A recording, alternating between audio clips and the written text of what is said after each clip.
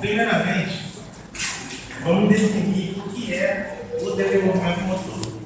Segundo a Rua de 2013, na página 21, o desenvolvimento motor é uma alteração contínua que ocorre no comportamento motor ao longo da vida de uma pessoa. E esse processo ele toca interferências das tarefas motores, da própria biologia do sujeito, um fato mais intrínseco, e também sobre os fatores ambientais. Diversos estudos vêm apontando que há uma relação entre o desenvolvimento motor e o desenvolvimento cognitivo. Galarru, 2013, seu livro relata que com maior habilidade motora, o desenvolvimento cognitivo tende a ser melhor. Em seu outro livro, de Galarru e Bonet, 2008, que fala sobre a educação física desenvolvimentista, mesma coisa, em Meta et al., que realizou alguns estudos provando que quanto maior o desenvolvimento motor, maior nível de aprendizagem. E nem todos os estudos vão ao encontro um do outro. Por exemplo, tem uma Spells, que fez um livro de literatura, com crianças de 4 e 16 anos, e mostrou que não há uma relação.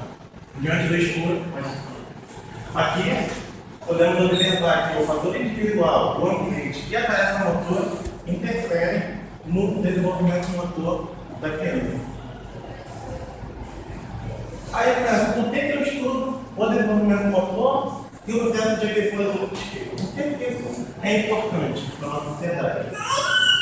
Segundo o Instituto de Analfabetismo Funcional, no ano de 2016, apenas 27% da população brasileira foram considerados analfabetos funcionais. Ou seja, um em cada 4 pessoas aproximadamente não possui o nível que deveria de alfabetização.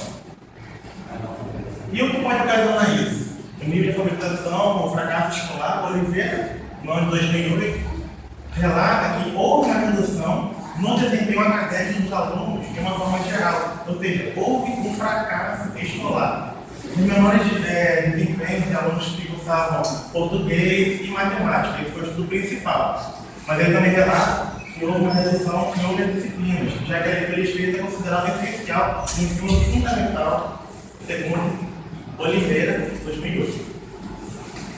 Muitas pesquisas elas também associam o desenvolvimento motor com a aprendizagem de uma forma geral. Elas não avaliam a leitura escrita, que é essencial, mas avaliam se o desenvolvimento motor está associado à matemática, se está associado a outros fatores. E os estudos que realizaram essa relação, alguns são psicomotores, como a lateralidade, e outros são motores. Dessa forma, o objetivo geral da presente investigação foi verificar a relação entre o desenvolvimento motor e o processo de aquisição da leitura e da escrita. Ao final do terceiro ano, do ensino.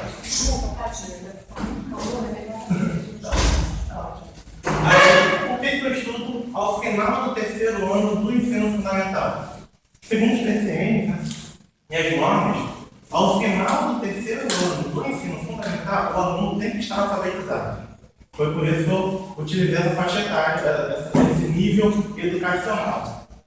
Os objetivos específicos foram avaliar o desenvolvimento motor dos alunos por meio do DGM-18, que é o técnico de desenvolvimento motor, e identificar o nível de leitura e da escrita em que os mesmos se encontravam.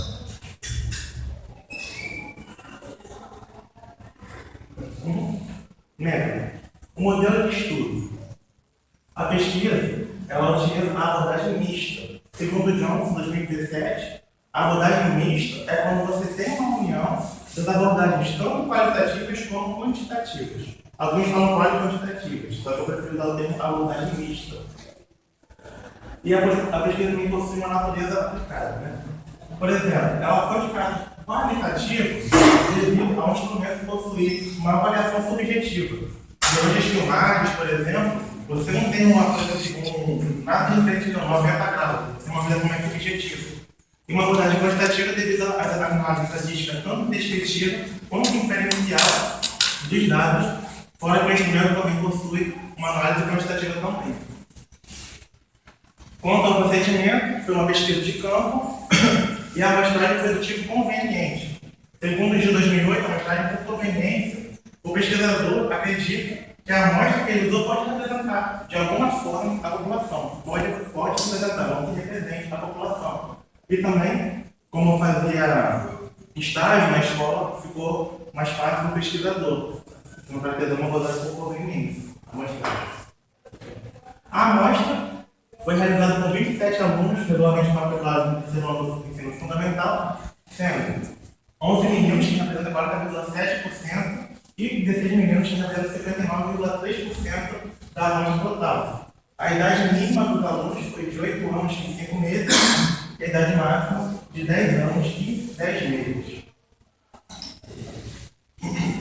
Como eu já disse, o instrumento utilizado foi o TGM-D2 para verificar o desempenho motor dos educandos.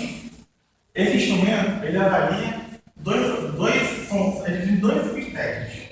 Tem os testes de locomoção e os testes de controle de objetos. E para identificar o nível de alfabetização dos alunos, foi adotada a proposta de Emília Ferreira, no qual classifica a alfabetização em 4 níveis: pré-silábico, silábico, silábico alfabético e alfabético. É um presente importante. Os procedimentos. Primeiro, chegamos à escola, conversamos com os diretores, assinamos a carta de anuência, apresentamos os objetivos dos professores, todos eles concordaram com a pesquisa e também os professores assinaram uma ficha de avaliação identificando o nível dos alunos. Aqui foi a ficha que foi entregue aos professores de turno, no qual eles colocavam o nome do aluno, data de nascimento e a fase de leitura em que o mesmo se encontrava.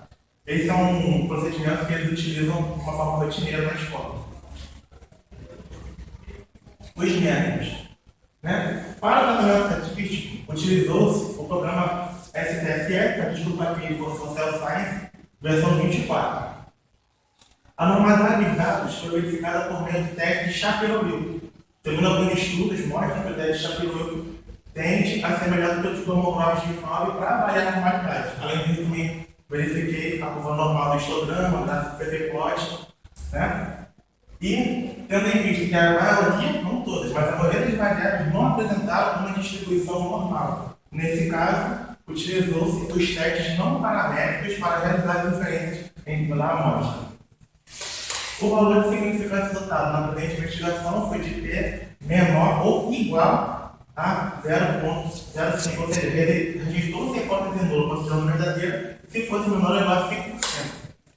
Os testes utilizados na investigação foram os testes Whitney, utilizado para contar o sexo masculino e feminino, ele é equivalente ao teste de Student. E o teste de cruz escalar para verificar se a distribuição de dados estavam igualmente distribuídos entre os níveis de aquisição da leitura e da escrita. Se fosse um teste paramétrico, equivaleria ao normal. Aqui temos uma tabela descritiva sobre os resultados encontrados na presente investigação com relação ao quociente motor geral. O que é o quociente motor geral? O quociente motor geral é como se fosse uma média entre os testes de controle de objetos e os testes de locomoção, segundo o protocolo CGMP2 que foi proposto por Ulrich no 2000.